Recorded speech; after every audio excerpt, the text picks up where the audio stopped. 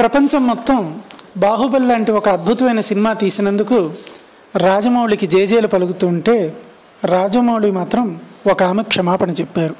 అదేంటో తెలుసుకోవాలంటే తప్పకుండా మా ఛానల్ సబ్స్క్రైబ్ చేయండి.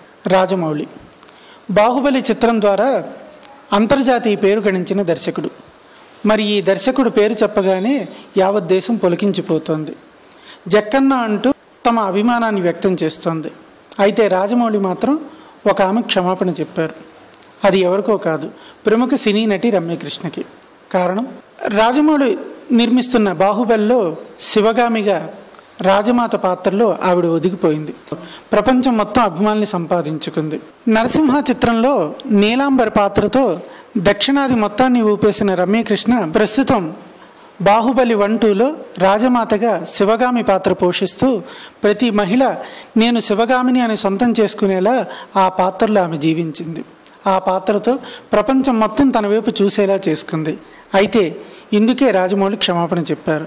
కారణం, ముందు ఈ చిత్రంలో శివగామి పాత్ర కోసం శ్రీదేవి చుట్టూ తిరిగాము. తను భారీ రెమ్యునరేషన్ అడగడంతో చాలామందిని అనుకున్నాం, కానీ అందుబాటులో ఉన్న రమ్యకృష్ణ గారిని ఊహించకపోవటం మా తప్పే.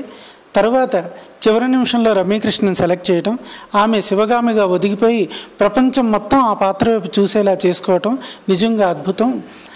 ఫస్ట్ ఆవిడని గుర్తించినందుకు నేను బహిరంగంగానే రమ్యకృష్ణ గారిని క్షమాపణ అడుగుతున్నానంటూ చెన్నైలో జరిగిన బాహుబలి తమిళ వెర్షన్ ఆడియో రిలీజ్లో రాజమౌళి ప్రకటించారు. ఏది ఏమైనా అంత పెద్ద దర్శకుడు తన మనసులోని మాటను ఇలా బహిరంగంగా చెప్పడం రమ్యకృష్ణ చాలా హ్యాపీగా ఫీల్ అయింది.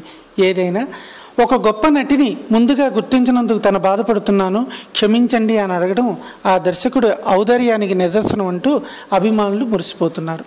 మా ఈ న్యూస్ మీకు నచ్చినట్టయితే తప్పకుండా మా ఛానల్ సబ్స్క్రైబ్ చేయండి.